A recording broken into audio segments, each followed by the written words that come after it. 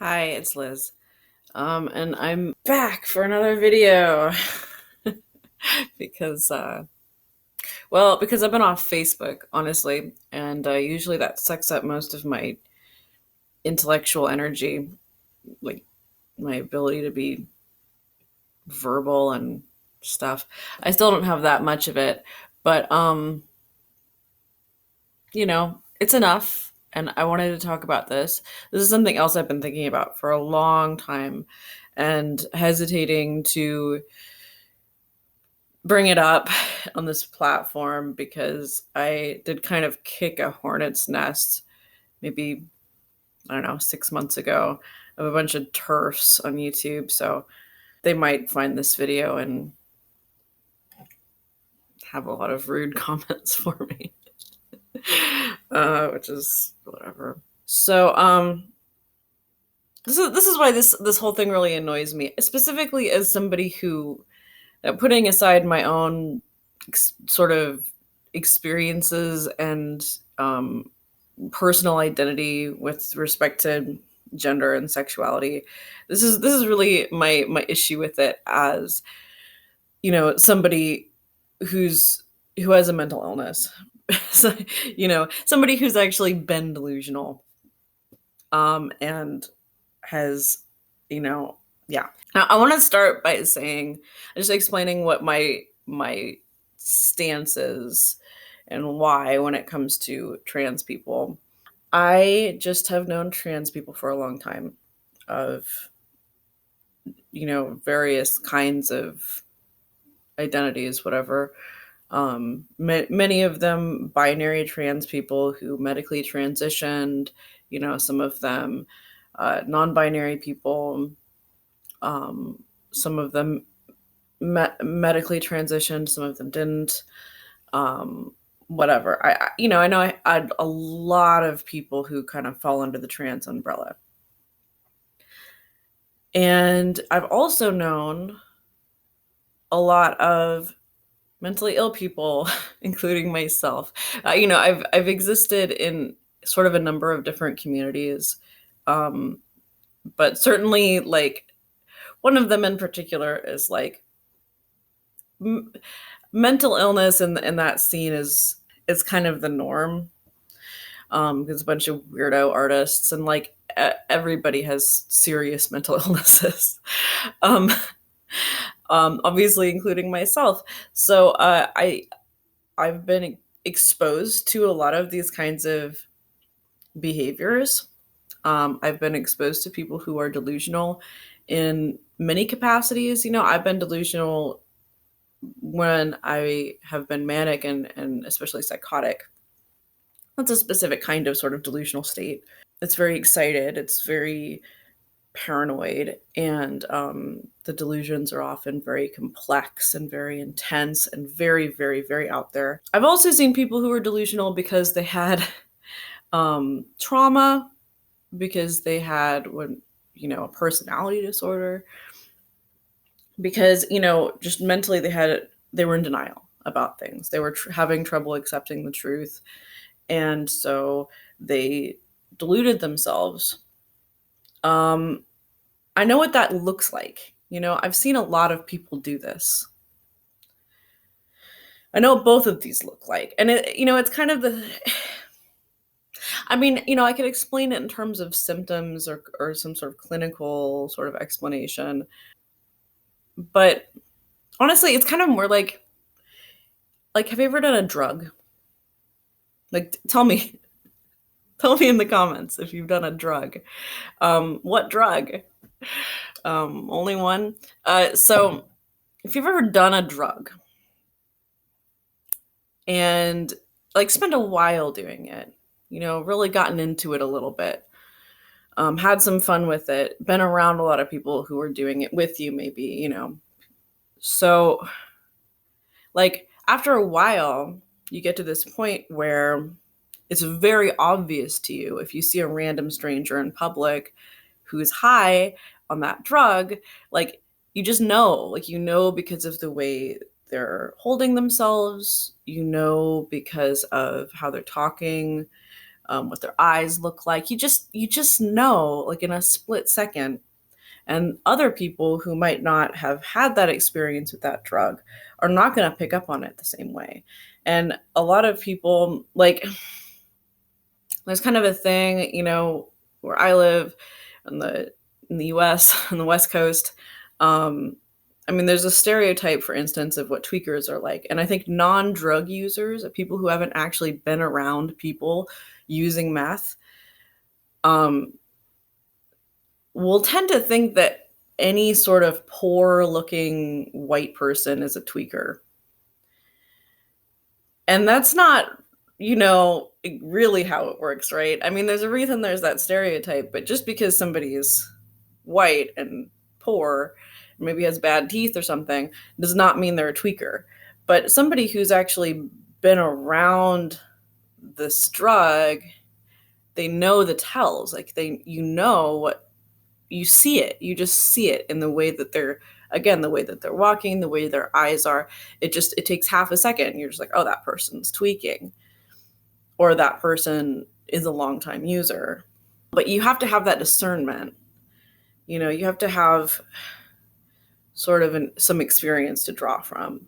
Otherwise, it's all kind of looking at these surface level, superficial things.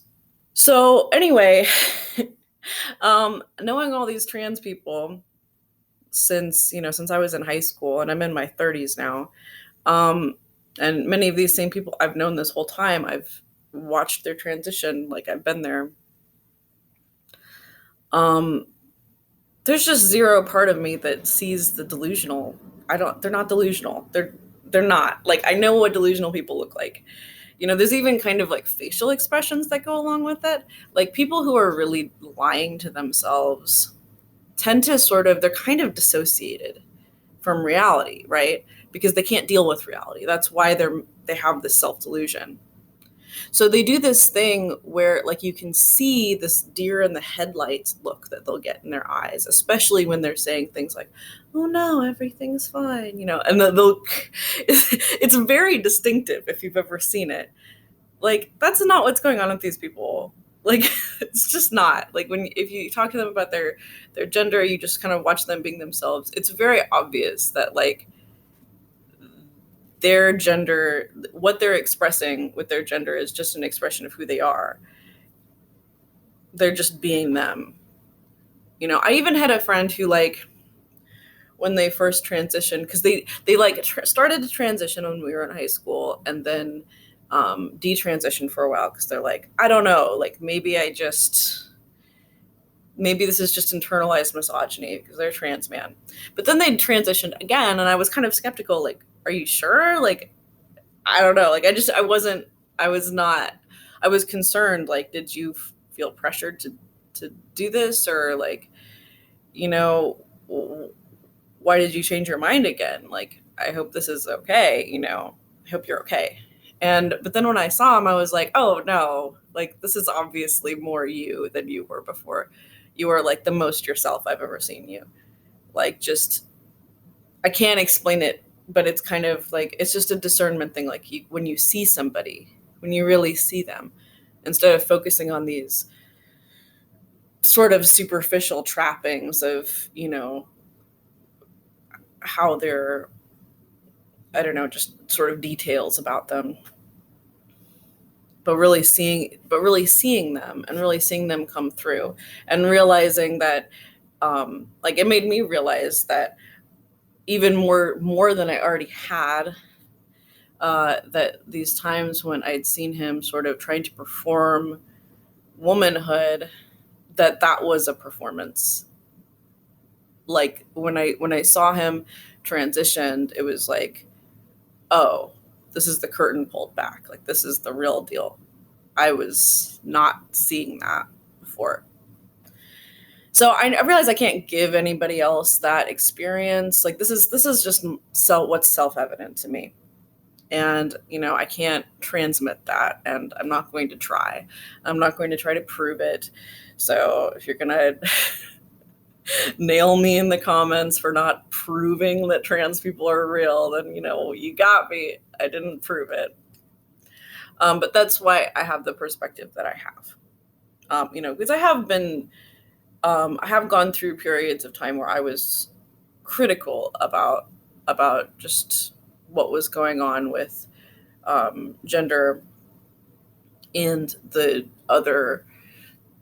transitions and experiences I saw other people going through. There were times when I questioned things, certainly, but that's why I've come to the position that I've come to. So anyway, why does it annoy me so much when people trot out this mental health stuff? Okay, another thing I'll start by saying is I do intellectually understand why people would say that trans people are delusional. Like, because it's a very simple kind of logic that's being used. It's like, well, they say they're a man, but according to my definition, they're not a man, and my definition is obviously true, therefore they're delusional. It's a very simple kind of equation there. So I do get it. So obviously there's some problems though in the equation. There's a lot of assumptions there, mostly pretty sort of hubristic assumptions, and one of them is this really basic kind of fallacy that I will get to in a second after I plug in my computer. Just a sec. Okay, it's done. So anyway, this is the fallacy that people use when they do these like horrible disproofs of God, which if you've watched my video about, my own faith, you realize that I do believe in God. So obviously there's reasons I don't believe these disproofs. And the main one is that they all kind of hinge on this assumption that like if God existed, then I would understand God. And it's ridiculous when you say it out loud, right? Like, why would you assume that? Like, why? Like, the hubris involved in just assuming that, like, if something is true, it must be comprehensible, not to humans, and also to you specifically. Like, like I think we should all kind of start at the base assumption that, like, we're never going to understand most things, that we aren't even capable of understanding most things. I think that's a pretty good assumption. Anyway, I do get it. It annoys me for basically two reasons. One, I already basically said, is that, like, clinically speaking, there's no reason to believe that in the sense of what delusions mean from a mental health standpoint, there's no reason to believe that trans people at large are delusional. There's no reason to believe that that's what being transgender is. Now, I know there exist people who are, confused about their gender or whatever, and latch on to the idea of being trans when really there might be another issue. I'm sure that happens. I know that happens. I know that has happened, and those people have detransitioned and talked about it. Like, I don't invalidate those stories. Like, I'm sure they're valid. But to say that that's what being trans is, just inherently, there's no reason to think that, because these people don't exhibit any signs of being mentally ill in that way. Somebody having a different perspective or different opinion than you does not make them a delusional. Like,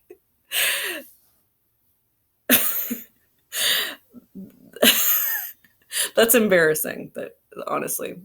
Embarrassing logic. The other reason is a little bit more this is why I think it's disingenuous. Even though I do understand the sort of very sloppy logic involved in thinking this, it's disingenuous because usually when this kind of rhetoric is trotted out, it's to justify something that is going to harm, disenfranchise, and endanger trans people just living their lives.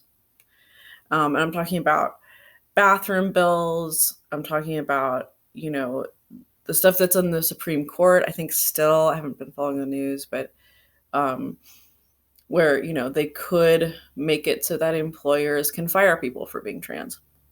And already there's a lot of discrimination for, in the job market for being trans. Justifying things like that, like, is based on a sort of a behaviorist psychological model, um, which basically is like the idea that you can modify people's behavior by using punishments and rewards. And that's certainly true for certain kinds of behavior. But when it comes to people who are delusional, that's just not even close to how it works. Like, you could ask any mental health professional, like, that's not how it works, guys. Like, when somebody is delusional, first of all, you don't help them by storming in and being like, you're wrong, what you believe is wrong. That, like, that's not part of treatment. That is counterproductive.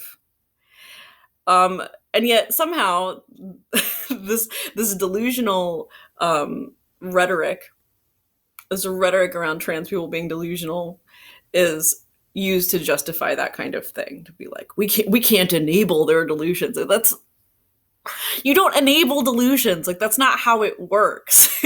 Like, in fact, if you really want to keep people recalcitrant in their delusions, then you keep, like, directly challenging them. That's a great way to keep them from healing and getting better, is to constantly, like, challenge their delusions head on. That's not how it's done. And you also wouldn't, I mean, yeah. These are not policies that would help delusional people. Like, if we are to take a step back and just sort of assume, toward contradiction, for the sake of argument, that trans people are all just delusional, like, this is not how you would help a bunch of delusional people. This is merely an excuse to kick shit in their face. That's all this is. It's mean-spirited, and it's cloaked in this faux concern about their mental health. Like, I mean, I'm laughing, but it's dangerous. Like, it's a very dangerous way of thinking about things. That's the kind of thinking that leads to, I mean, worst case scenario, genocide. Thinking about people like this. And it just makes my stomach turn, especially to have it cloaked in, oh, like, we just need to, this is helping them, this is tough love. Like, that's just not how any of this works. And I think you know that. Like, I think y'all know that, if you're really honest with yourselves. And I see how it is, like, on these TERF message boards and with these sort of hardline anti-trans Christians. Like, that concern melts away pretty quick when y'all are alone with yourselves. Like, you guys are mean-spirited. You're looking for any excuse to insult trans people and to, further marginalize them. That's just what you want to do. And, well, I think that's messed up. I'd have more respect for you if you were at least honest about that. Anyway, enough with the faux concern about mental health. If you really want to help people's mental health, for one thing, you can make sure that they can keep their jobs, that they can have insurance. Those are things you could do. If you're genuinely concerned about the mental health of trans people, you can make sure that they have insurance and jobs. And I'm sure y'all have some, like, opinions about what that insurance could cover. That's a whole other topic, but you're not fooling me with this concern. It's absurd and insulting, both to mentally ill people and to trans people. Yeah, so, if you enjoyed this video, give it a like. If you hated it, just tell me all about it in the comments. I might not block it. Okay, bye.